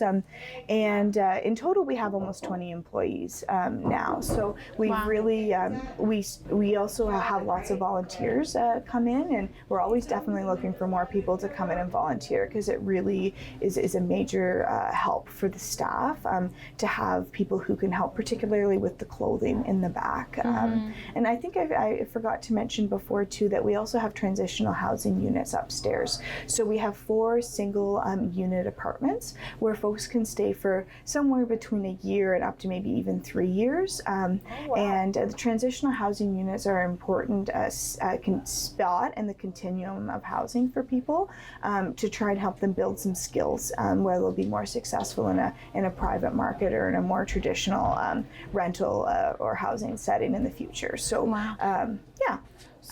how can someone get into these housings? Like, is there a list or? So every area has been mandated by the province to keep something called the by names list. So here it's the county. So the county has a list of everybody who's homeless at any point, and that gives us the data about how many people are unsheltered, how many people are couch surfing, all of those different things. And so we draw from that list for people for upstairs, and that's just so that we make sure that we aren't giving favoritism just because we have somebody who comes in here frequently and we know that they're seeking a transitional housing unit. We just want to make sure it's an equitable approach and that everybody has the opportunity, if they are in need, to get into one of those units. And who all do you service? Yeah, so most people think of when we say homeless, people who are unsheltered. So people who are unsheltered are really folks who maybe they're living in a tent, they're living outside. It's kind of the stereotypical understanding of homelessness, but homelessness really exists in a continuum. And so we also have people who are precariously housed or provisionally housed, and those are people who are precariously housed people. Maybe, let's say, they're sleeping on somebody's couch. So they have someone that they can stay with, but it's not like their name isn't on a lease. And so they're very vulnerable to the dynamics of the house. If someone says, tomorrow you're out, kind of thing. So a lot of the people who access our services too, maybe they have a place, but they just need to come here because it's a lot of pressure, maybe, to be on someone's couch all the time. So they'll come in here for the day, and then they'll go back just for the time that they need to be staying at that place to kind of help those relationships. We have some people also who have a place, but maybe they haven't got all their utilities connected. So they might come in for a shower or to do laundry. And also we have some people who, many of whom or most of whom are living in poverty in the community and are just looking for some breakfast, looking for some community to have a cup of coffee. And a lot of people also come to meet with their workers. So it's a really kind of a meeting place, I would say, for a lot of people and a lot of different support systems. I was going to ask what services you offer, like to try to get them back into maybe a job scenario, if that's possible. So you have social workers that they'll meet here? Or? So those aren't our social workers. Those are social workers that are employed, like let's say for work. We would help someone get connected with the why. It's kind of like I would describe it as is like when systems fail or don't work for somebody, they end up here. And we can't, we don't have the capacity to offer the long-term supports for somebody. We're just trying to look at how we can be a conduit to try and help those people get connected to the long-term supports that they need. So for example, like if somebody was having trouble with their mental health, we can't be their long-term mental health caseworkers here. We instead try and help them get connected with that, and also some of those wait lists, not just for mental health but for housing services, for a lot of physical health services, they're long waits, and I think everybody recognizes that. So we're trying to help them close that gap between here and then,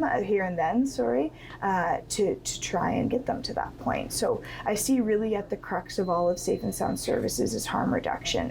And when we think of harm reduction, it's usually like the politicized idea of supplies for people's substance use to prevent communicable diseases, but we try and take a really wide lens approach, and we just look at all the harm that people are incurring in their life and try and mitigate as much of that harm as we can. So whether that be like we can't always, especially before when we weren't open in the night, we can't offer everyone necessarily, or if someone's on a service restriction here, a spot every night, so they might have to sleep outside.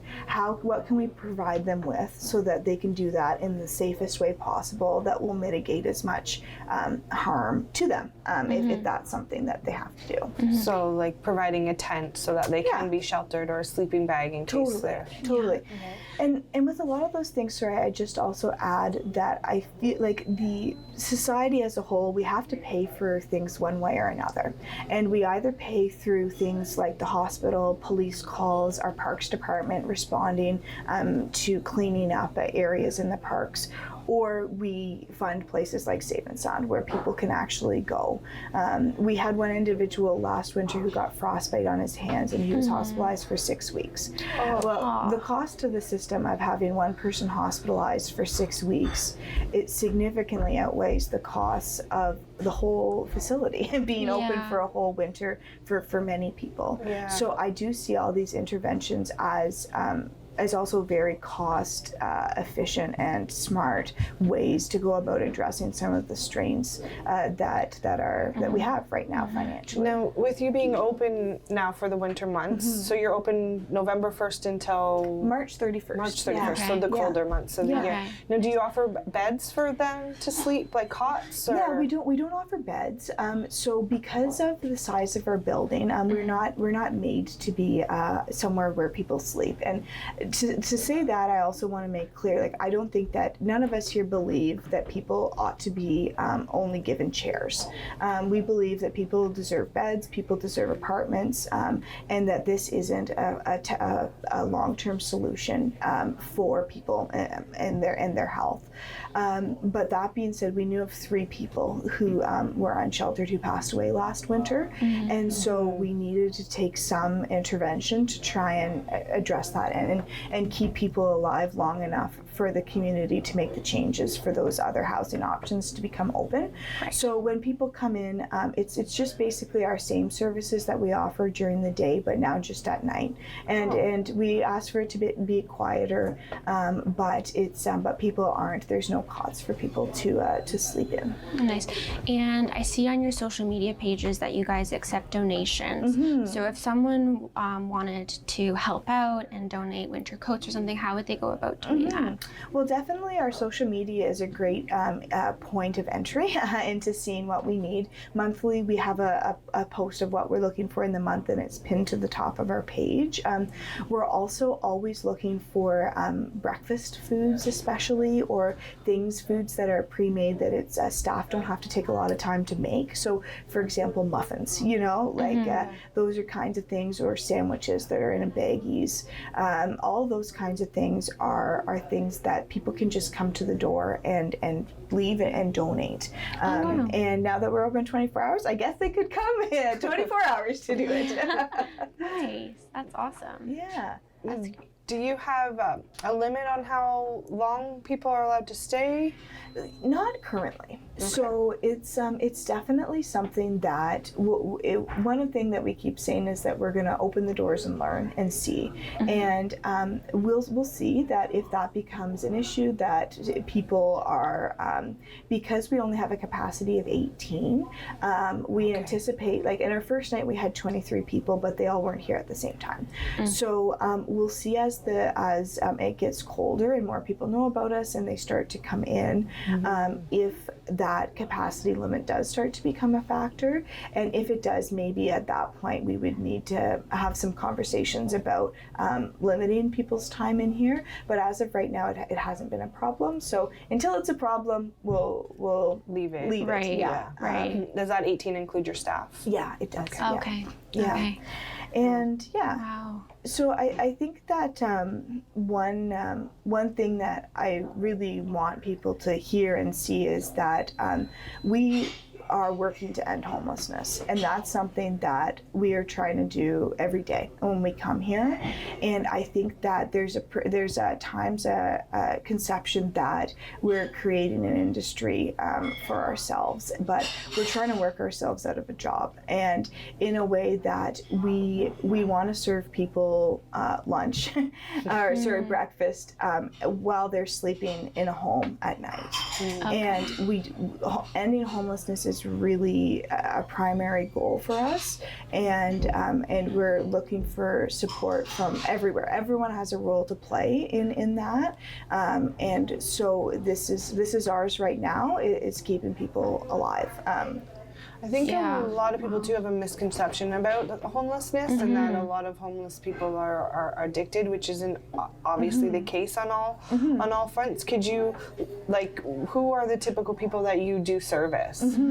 So yeah, we have certainly some of the folks who access our services have a wide variety of mental health and addictions, and so part of our role is certainly trying to connect them with appropriate addiction services. We're really excited to see what Bayview School project, that the hospital project that's going to open here shortly. It's a long-term residential treatment program, but we certainly adopt a housing first approach here. So that means that if someone does have an addiction, that addiction is really, really hard to address if that person is sleeping outside every night. Yes. Because it is very cold, and it is a painful and traumatic experience for people. And they don't all have the coping skills necessarily, like many of us don't, to handle that kind of trauma. And also we certainly see people whose addictions have started in the medical system. So a lot of our folks are on ODSP, and we'll have people, so that's Ontario Disability Support Program. And so we have a lot of people who owned homes, even, who were working in the community, and maybe, like, let's say they were a roofer, and they were a roofer until they were 35, and then they hurt their back. And then what? Because if you go from that income, or whatever kind of income they had before, to going on ODSP, which isn't a lot of money, then you quite quickly have a lot of other aspects of your life crumble around you also. And so income security is a really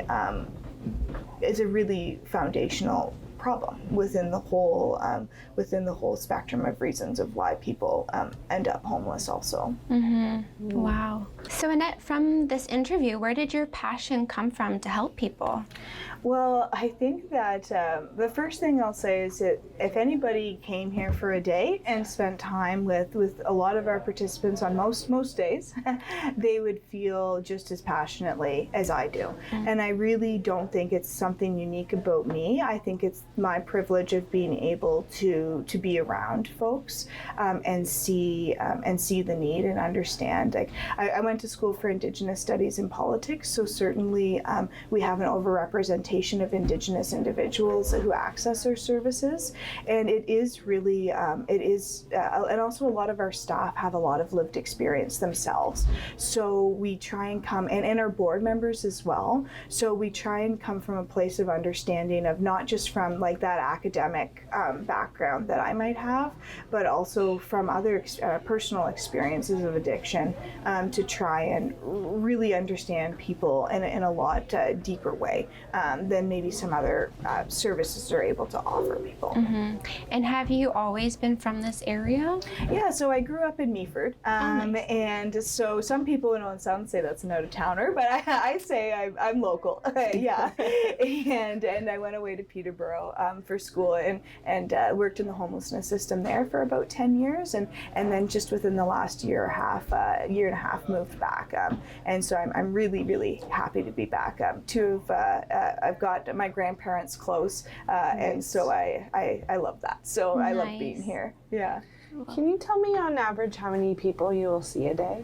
Yeah, so it really depends on the day. We've certainly seen a big influx in our services, particularly since COVID, and also with the opiate epidemic. We kind of have a twin-demic happening. And so like 2 days last month, we had over 70 people come into the service. So even when I started last December, there were more like 35 on average people in a day. So again, like I mentioned before, some people who come in, they're very purpose oriented. Like they just need to make a phone call, they need to look something up on the computer, whatever. Like they're laundry, have a quick shower. Yeah, they're very short stays. So not all those 70 people were here for an extended period of time, but it's still a lot of people. And with the number of people is also the acuity level. So acuity level is the language we use to describe somebody's need. So if we're also seeing a heightened acuity, so that's basically just of like the trouble people are in, so and their needs levels. So it's not just the number of people, it's also just what the support that they need is also growing faster than services around. So we're a year and a half or a year out of the pandemic. Are you seeing any downslope in the need, or is it just going up? No, it's definitely no plateau as of right now. I think that what happened is that a lot of the fractures in the system, the COVID has just made clearer. And some people who were able to hold on throughout the pandemic are still, the ripple effects are still happening, and particularly with inflation. A lot of people who were, especially those housed people that I was talking about before, who might just want to come in for, maybe before they just came in for coffee. Well, now they need to come in also for the computer because maybe they can't afford their internet now. And then it's kind of a cascading from there. So unfortunately, there hasn't really been a plateau as of now. Okay, wow. Well, I have learned a lot from this. It's crazy. I didn't realize that the services you offered, like to do laundry or have a quick shower, that wasn't something that even occurred to me. Mm-hmm. I think I just thought of it as maybe as a shelter, where that's not the case, and what you offer is it's amazing, and we need people like you in the community. And I love how you said that your goal is to get people housed. You want to get yourself out of a job, which is not everybody would say that. No. So that's to be commended. Yeah, thank you. And I think that it's really important to center that as the goal, and that, you know, it's something that it's a real possibility within the community, and we have to keep that hope and understanding alive that ending homelessness isn't just something out in the future. It's a tangible thing that we know what we need to do to get there, and we just need to get different partners in the community on board to get us to that point. Absolutely. If someone wanted to donate, not clothing, not food, but just to donate financially, how would they go about doing that? So our online donations are done through Canada Helps. So it's an online platform for donations. So if you just even Google Canada Helps Safe and Sound, that it'll come up there. Also, you can go to our website. If you just Google again Safe and Sound, it'll come up. And also social media is a great way. People can drop off checks or cash. Anyway, you can get us the money, we'll take the money. Nice. Could we actually get a tour of course. this place? Yeah, that would be fantastic. Great. Yeah. Excellent. Thank you.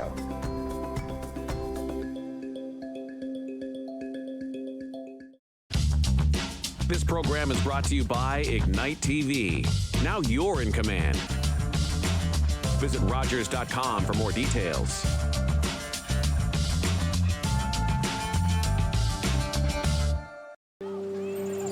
Ani, I'm Carolyn King, and I'm a member of the Mississaugas of the Credit First Nation and the creator of the Moccasin Identifier.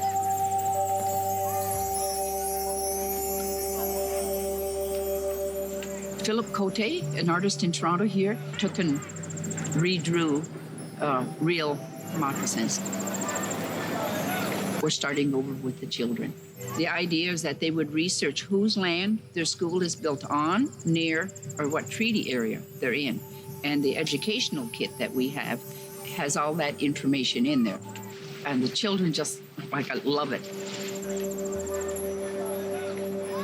My dream is that this province will be covered with moccasin identifiers within the next decade, and they will forever know whose land they're on. That's the goal. Educate and awareness with a nice, simple little program called the Moccasin Identifier. I'm number 24, Tays Jordan. And number 21, Harry Nancy. Tune in to Attack Rap on Rogers TV.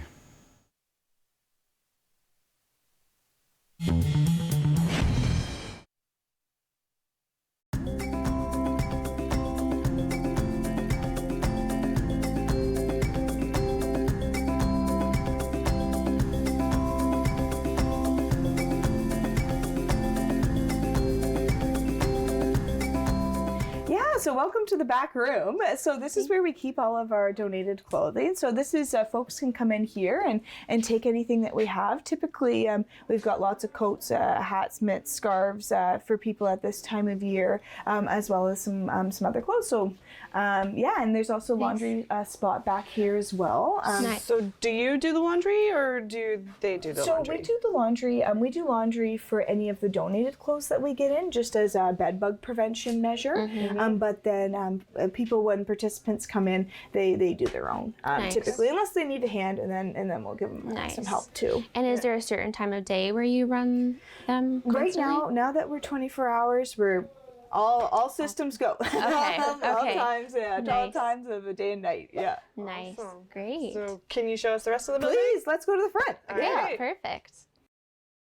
So we're at the front of the building, and this is where you would serve your breakfast. Yeah, so this is sort of our main space here for people to be. So there's obviously the tables for people to sit at and eat at. And we have here at the front too a spot for people to take any canned goods that we have excess of. Our computers are over here as well, our phones. Believe it or not, this piano that we've got, there's quite a few tunes played on the piano throughout the day. And I took a lot of piano lessons, but a lot of people are a lot better than me. So that's awesome. Yeah. We've got a small library spot as well, and then our coffee station's over there. So this is kind of when people first come to Safe and Sound, this is what they see when they first get here, and this is sort of our main working area. And how long do you serve breakfast for?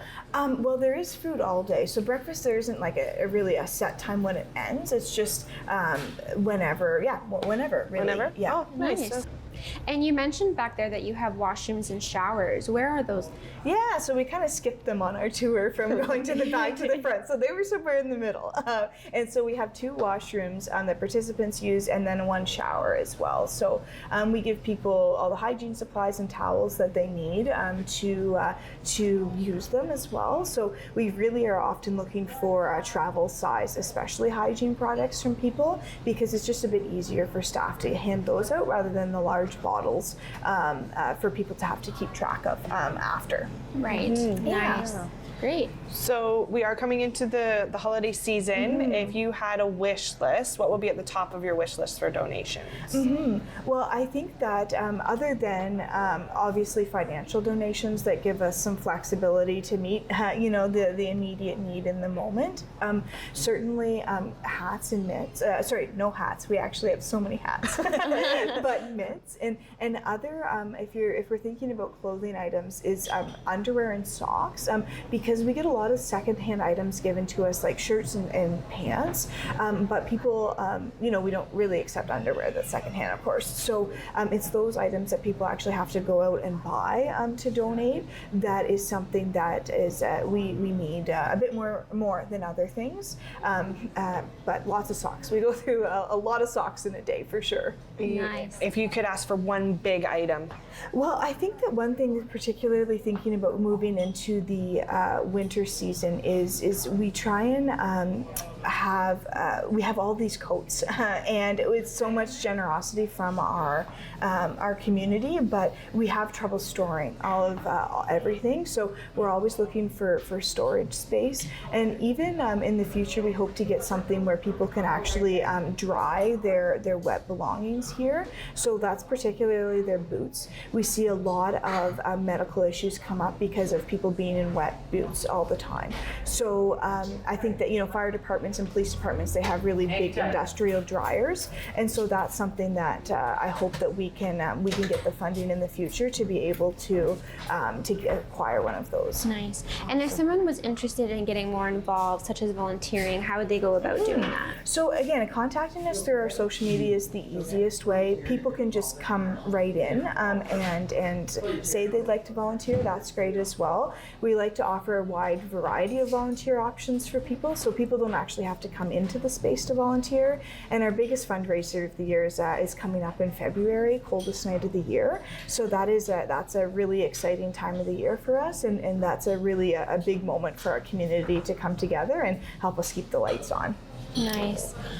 Well, thank you so much for having us here and educating us and our viewers on what you actually do, which is lovely. Yeah, come back anytime, please. And how can anyone get in contact with Safe and Sound? So they could email us or come on in is probably the easiest. Nice. Yeah. Okay, nice. Thank you for so welcoming us. We really appreciate it. Thanks for coming. Yeah.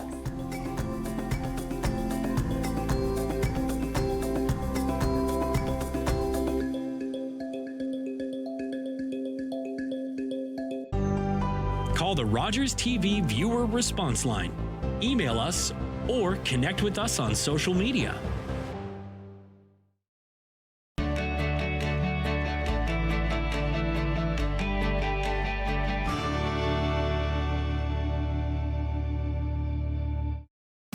Our immersive 360-degree coverage right here takes you deeper inside the National Hockey League. Monday Night Hockey, it's all about debate, conversation, analysis, and mostly having some fun watching the game. Rogers, Monday Night Hockey on Sportsnet. Are you here for the full 60 minutes? I'm here for that, and maybe some overtime. Sportsnet Plus. Stream live games, NHL highlights, and more. Sign in with your TV service provider or subscribe at sportsnetplus.ca. Hey, it's Krista McKee here of Wandering Grey Bruce. I am so excited to bring to you the 5th season of the show. We're going to meet some very exciting and interesting people. Stay tuned.